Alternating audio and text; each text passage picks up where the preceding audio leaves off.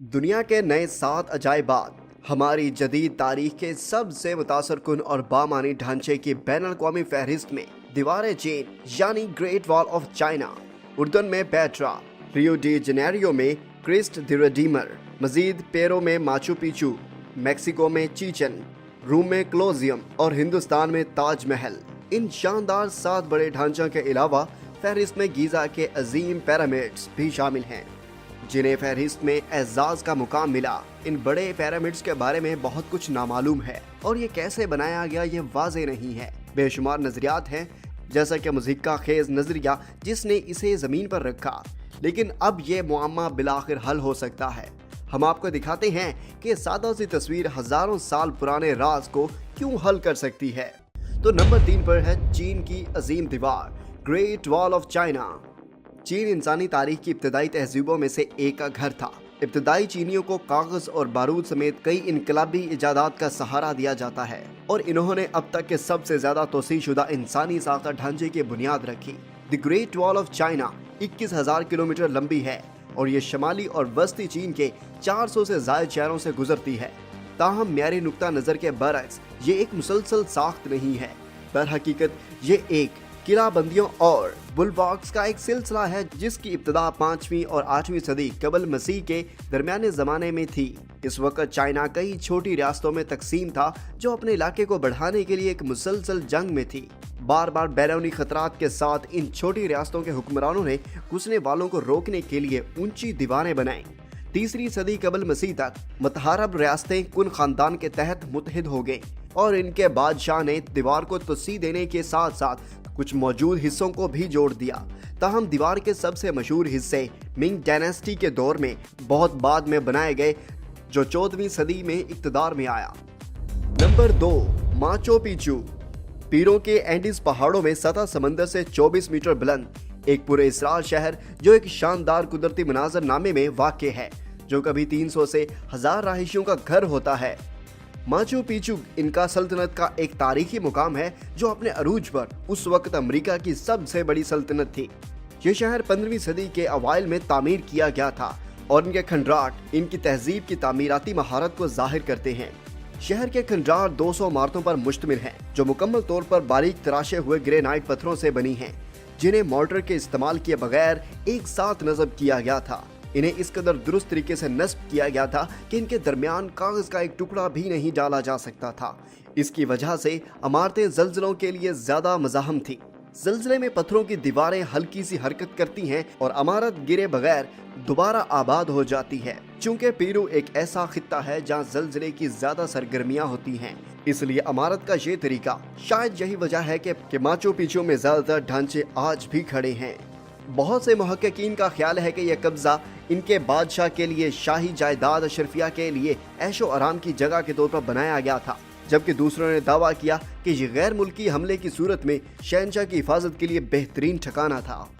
चूंकि इर्द गिर्द के पहाड़ों को इनका जरिया मकसद समझा जाता था, इसलिए जमीन की तज़ीन की इज्जत के लिए एक मजहबी मरकज भी हो सकता था। ये इस बात की भी वजाहत करेगा क्योंकि माचू पिचू में मुतअद्दिद मंदिर हैं, जिनमें सूरज का मुतासर कुन मंदिर भी शामिल है, जो इंतहाई दुरुस्तगी और सिर्फ बेहतरीन मवाद के साथ बनाया गया। माचू पिचू बनाने की असल वजह अभी तक वाज़ेह नहीं है, ताहम जो मालूम है वो ये है कि ये शहर ज्यादा देर तक आबाद नहीं रहा। 1528 तक माचू पिचू की तामीर के 100 साल बाद इनका सल्तनत हस्पानिवी फतह शुरू हुई। लूट मार और तबाही के खौफ से माचू पिचू के बाशिंदों ने शहर छोड़ दिया। शहर की हिफाजत के लिए उन्होंने आसपास के जंगलात को जला दिया ताकि पहाड़ों की तरफ जाने वाले मजीद रास्ते ना मिल सके, और इनका मंसूबा काम कर गया। हस्पानवी हमला आवरों को ये शहर कभी नहीं मिला। 1572 में हस्पानवी फतह के बाद बहुत से बड़े इनके कस्बे तबाह हो गए।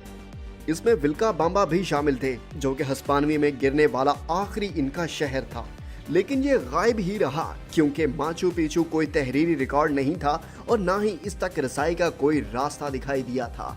3 सदियों से ज्यादा बाद अमरीकी मतलाशी और एक हिस्टोरियन हिरान बिंगम ने खोए हुए शहर विल्का बाम्बा को दरियाफ्त करने की उम्मीद में कर्जकू की एक छोटी सी मुहिम की क़यादत की। कोस्कू के इस तरफ में एक छोटी सी बस्ती तक पहुंचाने के बाद मतलाशियों ने एक मुकामी किसान से इलाके के कदीम खंडरात के बारे में पूछा किसान ने इन्हें पहाड़ों में ऊंचे वसी खंडराट के बारे में बताया और 24 जुलाई 1911 को मतलाशियों ने इस जगह तक पहुंचने के लिए खच्चरों पर अपना सामान बांध लिया। बिंगम ने यह नतीजा अक्स किया कि ये विल्काबाम्बा का खोया हुआ शहर था, ताहम ऐसा नहीं था और खंडाट माचू पिचू के नाम से मशहूर हो गए। अपनी दरियाफ्त के 100 साल बाद ये दुनिया के सबसे ज्यादा देखे जाने वाले और मुनफरद मुकाम में से एक है। दुनिया के इस अजूबे के लिए जिसका हमने इस वीडियो में अहाता किया, हम 5000 साल से ज्यादा पुराने जमाने में चले जाते हैं, जब कदीम मिस्र जो तारीख की सबसे ज्यादा तरक्की याफ्ता तहजीबों में से एक है और यह दरियाए नील के किनारे उभरता था। आज तक बनी नौ इंसान अपना कल्चर बशमूल रियाजी, मेडिकेशन और फन तामीर समेत जिंदगी के तकरीबन तमाम शोबों में तरक्की की तारीफ करता है। इनकी सबसे शानदार कामयाबियों में से एक है। और अब बात करेंगे नंबर 1, गीजा का अजीम अहराम, great pyramid of Giza. Giza का अजीम अहराम दुनिया भर में लोगों को मशहूर करता रहता है। ये जबरदस्त ढांचा सिर्फ 27 सालों में बनाया गया था और ये इब्तदाई तौर पर इसकी ऊंचाई 146.5 मीटर थी। ये 2.3 बिलियन ब्लॉक्स पर मुश्तमिल है, जिसका औसत वजन एक SUV जैसा है। आज भी कुछ लोगों का ख्याल है कि इसे गैर मुल्कियों ने बनाया था, जिससे जाहिर होता है कि अपने वक्त से कितना आगे थे। ग्रेट पिरामिड जब उन्होंने इसे बनाया बिल्कुल मुख्तलिफ नजर आया, क्योंकि यह हमवार सफेद चूने के पत्थर से ढका हुआ था। इसे चमकदार घेरे ने एहराम के कोर को छुपा दिया और इसे सहरा की धूप में चमकदार बनाया।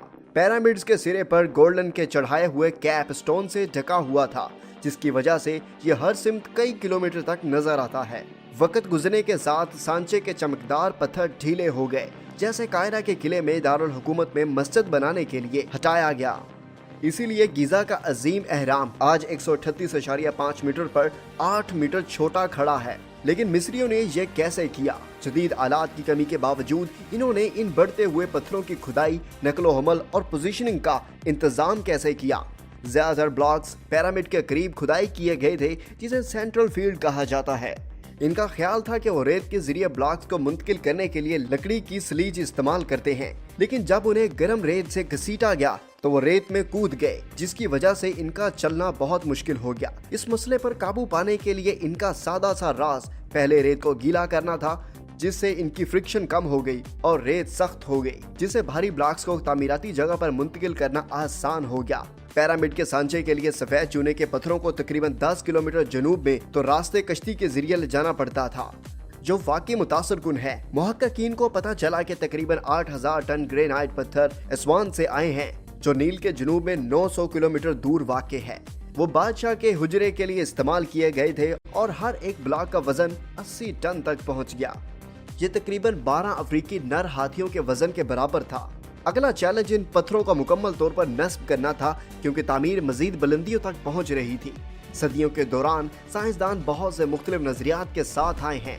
ज्यादातर ख्यालात रैंप के इस्तेमाल के इर्द गिर्द घूमते हैं। क्रेनों और दीगर जदीद तामीराती औज़ार के बगैर रैंप को पिरामिड की चोटी की तरफ बड़े पैमाने पर पत्थर के ब्लॉक्स को ले जाने का वाहिद मुमकिन तरीका समझा जाता है। पहला नजरिया ये है कि उन्होंने पिरामिड के एक तरफ एक वाहिद सीधे रैंप का इस्तेमाल किया, जो तामीर के दौरान उठाया गया था। इस तरह के रैंप के लिए झुकाव ज्यादा से ज्यादा 8% के करीब होना चाहिए। दूसरी सूरत में पत्थरों को ऊपर खींचना बहुत मुश्किल होगा। तहम ये हकीकत की तरफ जाता है कि रैंप तकरीबन 1.8 किलोमीटर तक फैलेगा। इस तरह के रैंप की तामीर एक बहुत बड़ा मंसूबा होता, जो खुद अहराम से भी ज्यादा अहम चैलेंज हो सकता है। दूसरा और ज्यादा मौसर तरीका पिरामिड के बाहर चोटी की तरफ एक रैंप होगा। इस तरह के रैंप के साथ कोने तामीर के इख्तिताम तक मुकम्मल नहीं होंगे। इससे कोनों के जावियों को एहतियात से नापना बहुत मुश्किल हो जाता है, जिससे ये यकीनी बनाना तकरीबन नामुमकिन हो जाता है कि कोने सीधे हैं और सिरे से बिल्कुल मिलते हैं। फ्रांसी आर्किटेक्ट जीन पियर होजेन मौजूदा वजाहतों से मुतमिन नहीं थे और 2003 में उन्होंने एक और नजरिया पेश किया।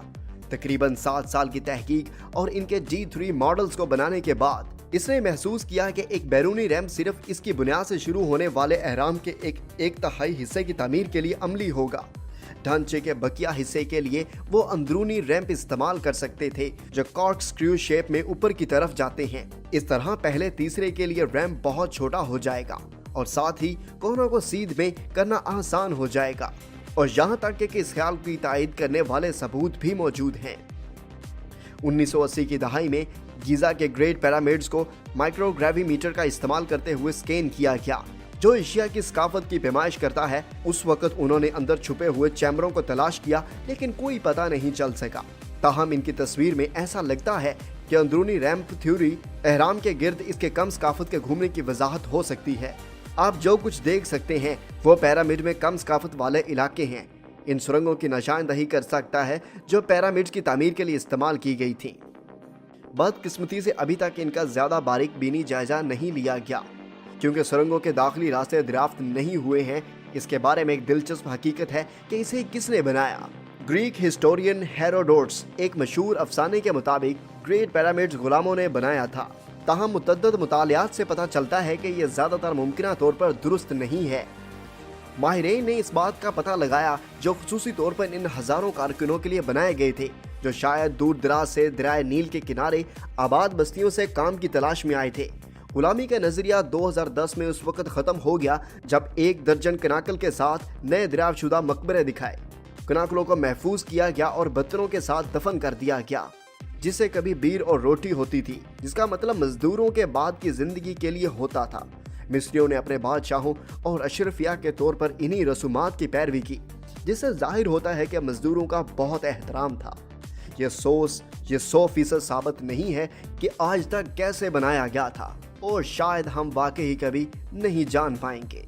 लेकिन एक बात यकीनी है, कदीम मिस्र के पास सिर्फ 27 सालों में इस मंसूबे को अमली जामे पहनाने के लिए वसाइल और इल्म मौजूद था, जिससे जाहिर होता है कि वो कितनी शानदार और तरक्की याफ्ता तहजीब थी। अमेजिंग वर्ल्ड के मोअज़्ज़िज़ नाज़रीन, क्या आप चाहते हैं कि हम दूसरी दुनिया के अजायबात की दिलचस्प कहानियों के बारे में दूसरा हिस्सा बनाएं? तो हमें नीचे दिए गए कमेंट बॉक्स में अपनी राय से जरूर आगाह करें। और अगर आप इस चैनल पर नए हैं तो चैनल को सब्सक्राइब करना मत भूलें। मिलते हैं आपसे अगली वीडियो में।